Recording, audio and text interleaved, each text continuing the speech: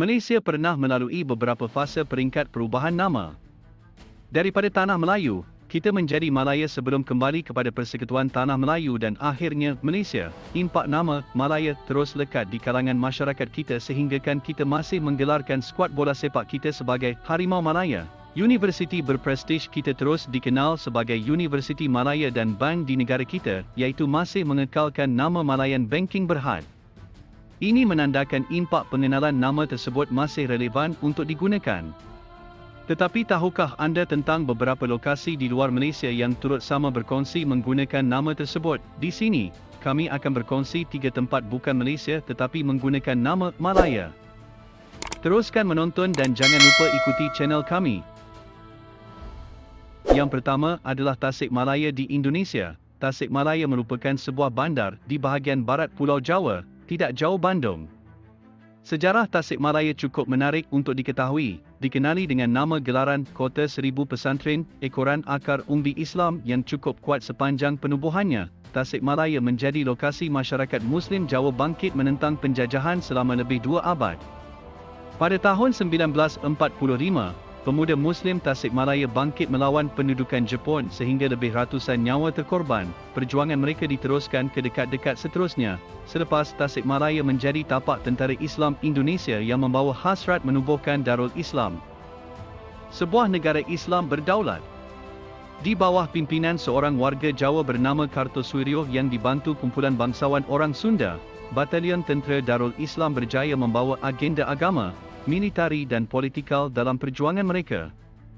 Darul Islam mengharungi siri-siri peperangan dengan penjajah Belanda seterusnya melawan tentera Indonesia sendiri, selepas kemerdekaan, sebelum Kartosuwiryo dapat ditangkap pada tahun 1962, menamatkan pemberontakan Darul Islam di kawasan tersebut.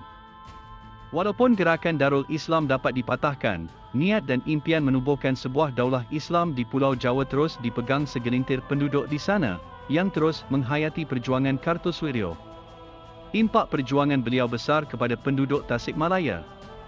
Kini, Tasikmalaya kekal sebagai antara lokasi terbesar yang menempatkan banyak pesantren atau sekolah agama dibuka, membawa pelbagai aliran ajaran kepada lebih 720,000 penduduk, layak memegang gelaran Kota Seribu Pesantren.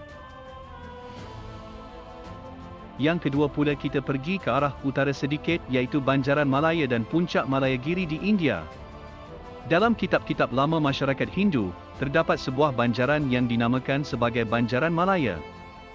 Banjaran ini dipercayai terletak di antara bandar Kerala di bahagian selatan dan sebuah kawasan pergunungan di bahagian utara.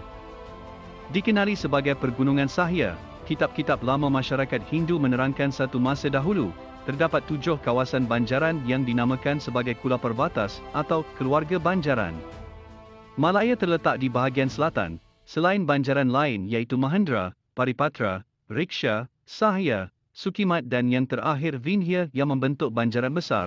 Bagaimanapun, nama ini tidak lagi digunakan bagi merujuk kawasan banjaran tersebut.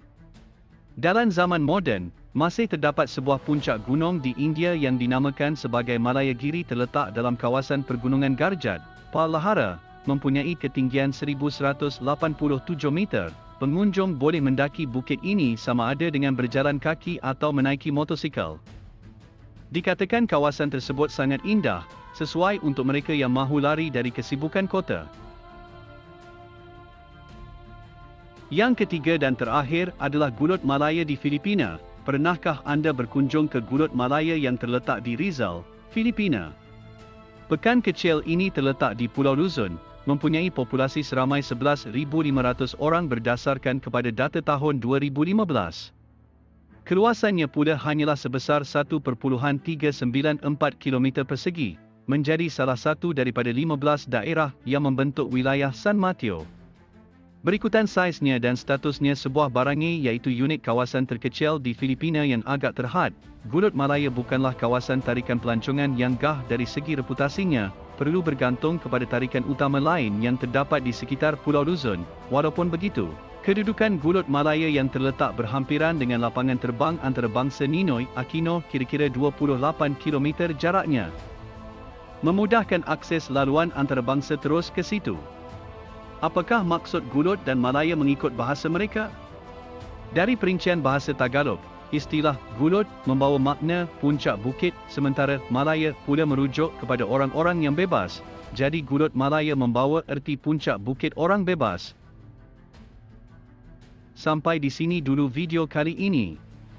Bukan hanya Harimau Malaya sahaja menggunakan nama Malaya, tetapi banyak lagi tempat menggunakan nama itu dan masih lagi guna. Sekian, terima kasih. Jangan lupa ikuti channel ini dan anda amat dihargai.